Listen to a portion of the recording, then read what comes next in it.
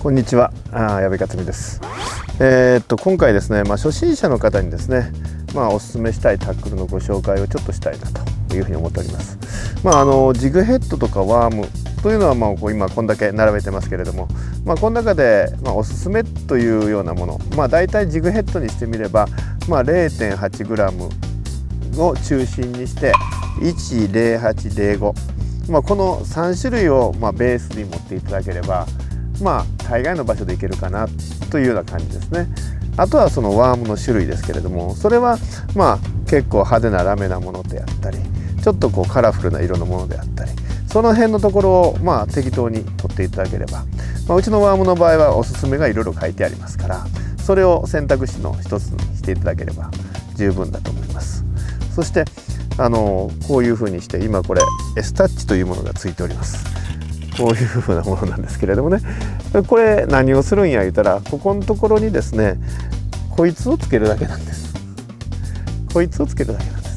こうするだけでそのまま釣りができるわけですね。でこういうふうな感じになるんですけれども、でこれは重いですから遠くへ飛ばすことができて、かなりゆっくり沈んでくれるんです。かなりゆっくり沈んでくれるんで、このジグヘッドの方が先に沈みようとんです。0.5g の方が先に沈むので、沖で 0.5g のジグヘッドの単体の釣りと同じことができるという、アイテムなんです。ですからこういったものを初心者の方が使われると非常に釣りやすいので使っていただくといいと思います。でそれよりも何よりも大事なのがまずラインなんです。でラインをですね、今これ 0.35 なんですね。で 0.35、なぜこの 0.35 出してるかというと、もうこれ以上太いのは使わないでほしいんです。特に初心者の方はもう 0.35 あればもう十分ですので、やっぱり軽いジグヘッドを結構使わなきゃいけないんですね。こういう粒の小さい分ですね。でそうするとですね、太いラインだと投げた時に飛ばないんです。で飛ばないと面白くないし、釣り自体が成立しないんですね。で太いラインのおかげで飛ばないし沈まないしといって一つもメリットがないんです。でメリットは何か言ったら切れないことなんですよ。でも切れないということは魚が釣れないと切れるわけがないわけなんですね。ですからできるだけ細いラインを使っていただいて、これを切れたとするならば何回かやれば切れなくすることは簡単です。人間慣れてきますので。でも太いラインで釣ることはこれを切れなくすることよりもはるかに難しいですから、できるだけ細いラインを初心者の方は使っていただきたいんです。これが大事なことの一つですね。それともう一つはロッドなんです。でなんでロッドが大事かと言いますと、アジングというのはほとんどがそのロッドから伝わってくる感覚、感度、そういったものでその魚を釣っていく遊びなんですね。ですからそのロッドから伝わってこなければもう釣り自体が成立しないんですね。でそういう意味で、ロッドというのがすごく重要で、これガイドポストシリーズといいまして、うちが初心者用に出してるロッドなんですね。これLHR の69という、ちょっと長いレングスなんです。これは今初心者入門される方が非常に多くなってきて、でいろんな道具を使われるようになってきたわけですね。遠くへ飛ばすためにその重い飛ばし浮きみたいなものをつけていただいて、飛ばされる方もおられれば、あるいは軽いジグヘッドを使ってみようと挑戦される方もおられるわけですね。でそんな中でこのロッド、このロッド1本あればそれら全てがある程度までクリアできるかなというようなものを作らなあかんなというところで、このロイングスを選んだわけなんですね。それでいて、これ以上長くなると今度逆に軽いものを投げにくくなってくるわけですね。例えば 0.5g であるとか、そういったものが非常に投げにくくなってくる。でこの6フィート9インチなんですけれども、かなり細いんですね。かなり細身に作ってます。ですからここにある 0.5g であったり 0.8g のジグヘッドを単体でも十分投げることができます。これで今ピンキーの 0.35 巻いてます。0.35 巻けばこれまで全部使えます。0.25 じゃちょっと厳しいところがあるんですね。3g、4g 投げられないんですけど、0.35 だったらそれが全部使えますので 0.35 をおすすめしますので、これを巻いていただいて、このロッドとこういう取り合わせであればジグヘッドからこういう飛び道具まで使えると。今日はですね、この辺のタックル全て使って今からちょっと実証してみたいと思いますので、よろしくお願いいたします。初心者の方にですね、まず投げ方、一番難しいのは投げ方だと思うんですね。で、投げ方でそんなに難しいことではないんですよ。ですから投げ方のちょっと簡単なコツといいますか、軽いものから重いもので投げるのにどうしたらいいかと。皆さん結構そのバスをやっておられる方の動画であるとかを見られてると思うんですね。で、バス釣りというのは結構重いものを投げはるんですよ。ですからああいう垂らしを短くして、勢いよく反動をつけて投げるという投げ方が成立するんですけれども、アジングの場合はどちらかといったらもう 1g 足らずのものを投げなきゃいけないんですね。で、そうすると投げ方ではちょっと投げにくいんですね。初心者の方、投げる方はうまく投げれるでしょうけども、投げ始められたばっかりの方というのは結構難しいんですね。そこでちょっと投げ方を解説していきたいと思います。全く違う投げ方になります。こういうふうにして糸をこう竿先から垂れてるわけですけども、この長さのことを垂らしと言います。で、垂らしをこういうふうにして1メートルぐらい取っていただくわけですね。で、この竿は 6.9 ヒートという長さがあります。ですから約2メートルぐらいの長さがあるわけですね。ですからちょっと半分ぐらいまで取る、1メートルぐらい取るわけですけれども、この状態からですね、ベールを起こすのはですね、このベールというのはこれなんですけれども、このラインローラーの部分がですね、上に来た時にラインを取っていただいてからベールを起こしていた、これ絶対なんです。これをこの状態から起こされる方が結構おられるんですけども、これだと糸を取るのにこういう形になってしまうんですね。これちょっと具合が悪いんです。ですから必ずこのベールがこの上ですね、上竿のところです。分かりますか？こうやってもここはダメです。これずっと回ってきてここですね、ここでラインを取っていただく。で、ラインを取ってからベールを起こしていただく、こういう形ですね。で、この状態から始めてほしいんですね。で、この状態から後ろへこう振りかぶって、もう早投げたいんです。皆さん早投げたいんです。早投げるんではなしに、ここで一旦止めていただいて、ラインがまっすぐ張ってることを思っていただいて、ここから振っていただくだけでいい。これで投げられます。で、一番大事なことはですね、多分最初に投げられたら空へ行くんです。空へ行ってしまうのはダメなんです。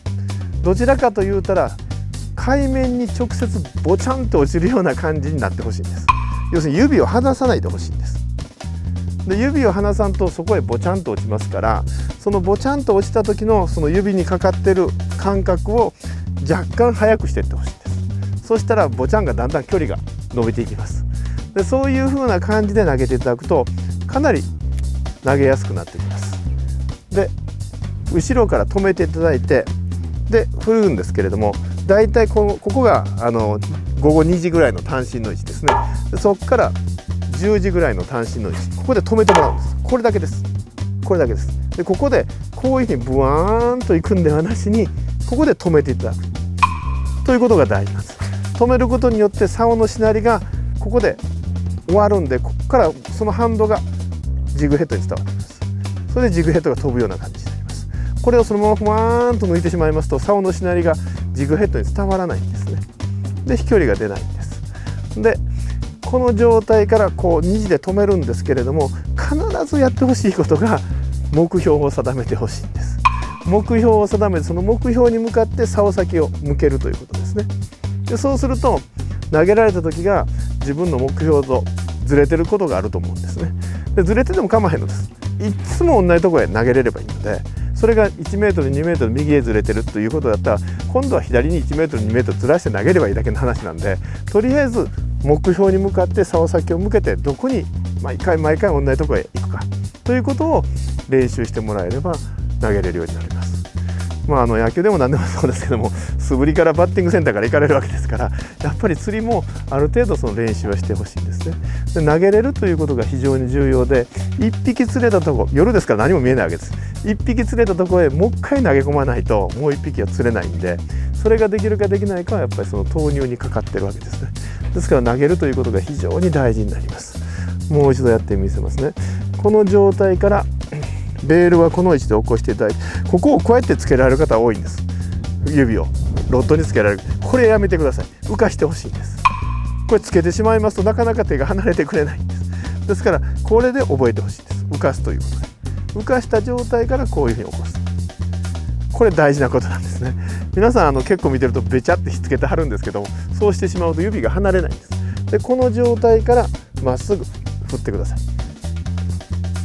これで大丈夫ですので釣ってみてください。今度はこの S キャリーをつけた、ちょっとこれ重いんで余計にゆっくり投げてほしいんですよ。たらしを長くしていただいて、でベールを起こしていただいて、で後ろへ止めていただくんですね。でそこから振っていただければ結構です。そうすると飛んでいきます。もう本当に何の変わりもないんです。ゆっくり投げてもらったりです。早く振ろうとされるんで、どうしても早くにまだ糸が伸びきってないのに投げてしまわれる状況で飛ばなかったりするんですね。ですからゆっくりでいいんです。もう慌てる必要何もないんで、ゆっくり後ろへ回していただいて、ここから振っていただくというだけで飛んでいきますので、特に S キャリーがついているものは結構重量がありますので、ゆっくり投げていただいても十分飛んでいきます。S キャリーの誘い方といいますか、釣り方をちょっと説明をしていきますね。これ S キャリーがですね、ここについておりますけれども、これは 3g 今つけてます。でリーダーがですね、 S キャリーの場合は道というかメインラインを 0.35 にして、でリーダーは 1.25 にしてます。 1.25 大体これぐらいですね。60センチぐらいつけてます。で誘い方としては同じようにしてシェイクをちょんちょんとやって止めるわけですね。止めた瞬間にこの S キャリーは止まってて、このジグヘッドだけは落ちていくような感じになります。でそういうふうな釣り方ですね。その時に当たりがあるというような寸法です。ちょっとやってみますね。でたらしを取っていただいて、投げるわけですけれども、で投げていただいて、ある程度のカウントを入れていただくわけですね。5カウントぐらいでちょんちょんとやって、であとここでこうやってゆっくりロッドを起こすような感じでテンションをかけていくわけですね。で怒り切ったらもう今度落としてもらって、またこうやってちょんちょんとやって、でここでこういう感じで今止めた瞬間に当たったわけですね。こういう感じですね。ちょっとアジではないんですけども、アジもメバルも一緒なんで、こういう感じで釣れてくれます。ホールした後にポコッと食ってくれました。これアジが入ってきたらアジが釣れ出すんですけども、メバルもアジも釣り方自体は変わりません。こういう感じでいきます。でまたゆっくりこうやって起こしていくときはゆっくり起こしてきてください。で倒すときは早くです。で倒し持ってリールを巻いて、この倒した分だけのたるみを取ってもらうという。当たった解説してたら釣れんかった。でこういうふうな感じでじわーっとしたらコン言うて当たるんですね。コン言うて当たったら合わせてもらったらいいんで、もうその辺はジグヘッド単体と全く一緒なんです。同じような感じで当たってきますから。よ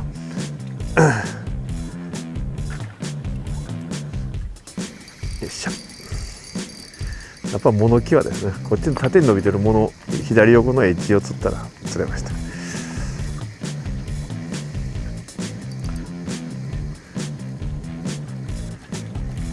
よいしょ。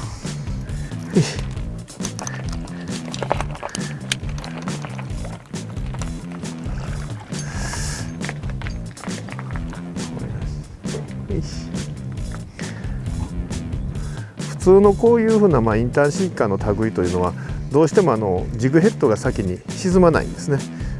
これが早ように沈むものですから、こういうふうになってしまうんです。これが先に進んで、これが後から追いかけられるような感じなんですね。でこっち側が重すぎるものですから、これを早く動かさないとここにじーっとおらないんです。でもこれは軽くゆっくり沈むんで、ちょっとテンションかけてやるだけでほとんど止まりよるんです。そうするとこっち側のジグヘッドの重さだけで釣りができるということですね。だからこれを 0.5g ぐらいにすれば本当にスローな釣りができるし、 0.3 ぐらいにすればもっとスローになるわけですね。でゆっくりシュワーッとすることで、これをテンションをかけて止めてやると、これは本当にゆっくりな動きをしていきますね。でそういう釣りができるところが最大の特徴なんですよ。ですからそういうことを考えながらちょっとやっていただくと、かなりスローにいろいろな場所を探ることができるし、シャローでも釣りになるわけですね。水深50センチあれば十分釣りになってくれるというような感じなんですね。だからこういう藻があるところとかいうのは本当に釣りやすい場所になりますね。あれ今当たったな。入ってきたかな。油断したらひったくっていけたな。よいしょ。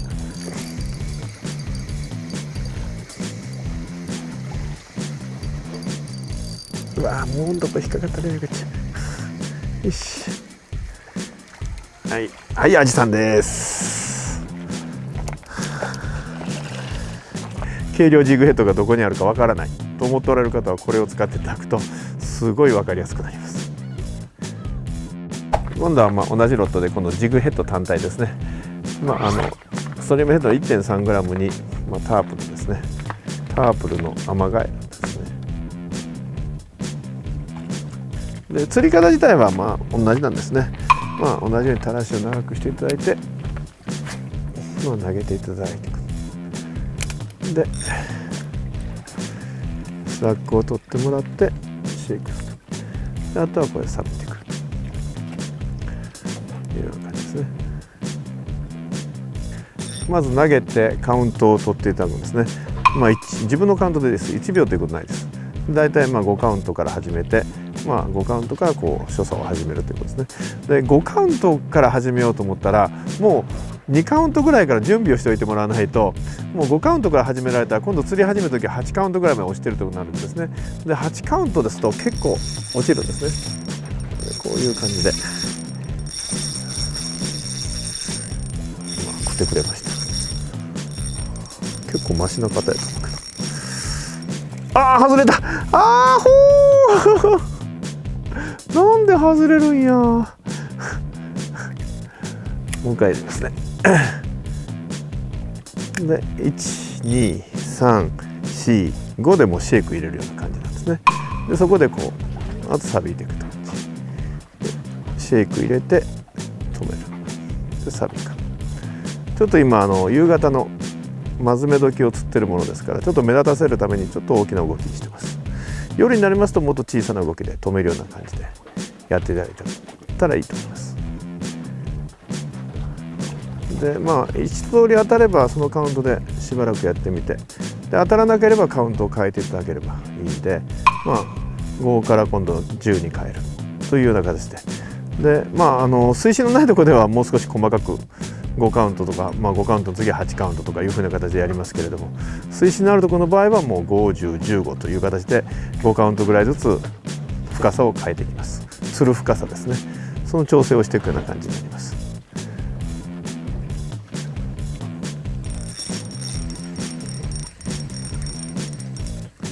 目張りエッジ攻めすぎたキンキラキンの目張りやあかんがな。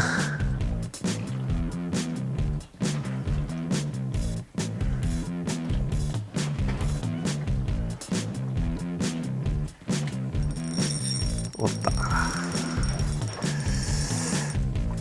アジです。アジです。アジです。アジです。アジです。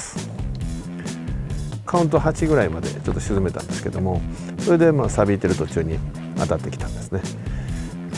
結構活性高い感じだったんですけども、綺麗な味です。外から入ってきたやつですね。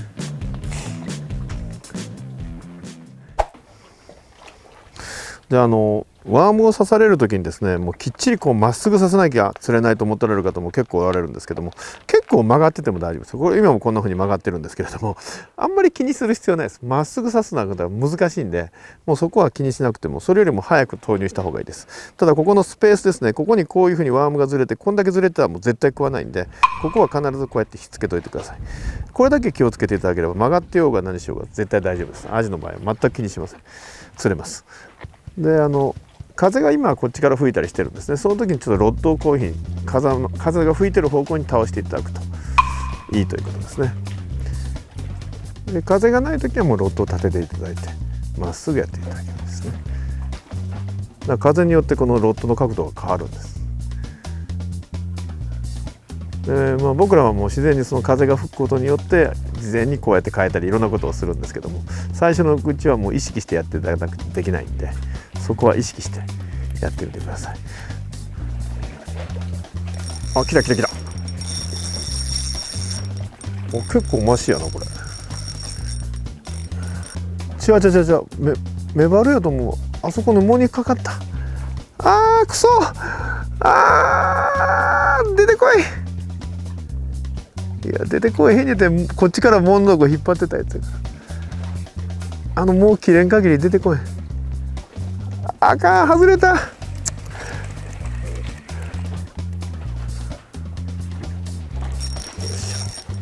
もう一回引きずり出したるぞ。ちっこい無理やり引きずり出したんやけどこのサイズやった取れた。あれ最初のあれアジやったやろかな。こんなんやったらでかいぞ。とりあえずもう当たりはもうロッドに全部伝わってくるんで、テンションさえかけて張ってれば魚が食えば全部伝わってきます。で変だなと思った瞬間に一応全部合わせればそのうちこれは当たりでこれは当たりでないというのが識別できるようになりますから、一応軽く合わせてください。大きく合わせるんじゃなしにこれぐらいです。これぐらいで全然フッキングできますので。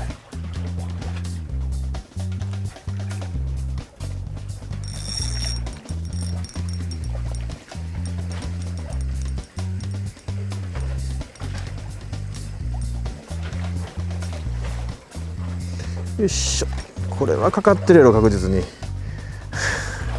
これ絶対外れ。当たりがあってからゆっくり合わせるような感じですね。ちょっと血が出てる。これ10カウントぐらいになるとサイズがどうかな。ちょっとサイズ上がったかな。よしよしよし。ちょっと今深いとこ探りました。サイズが上がりました。今ちょっとレンジをね入れてみたんですね。サイズがあまりにも上がらなかったんでちょっとレンジを10カウントぐらいまで入れました。1.8g ですから10カウントかなり入ってるんですけども、そこにいましたね。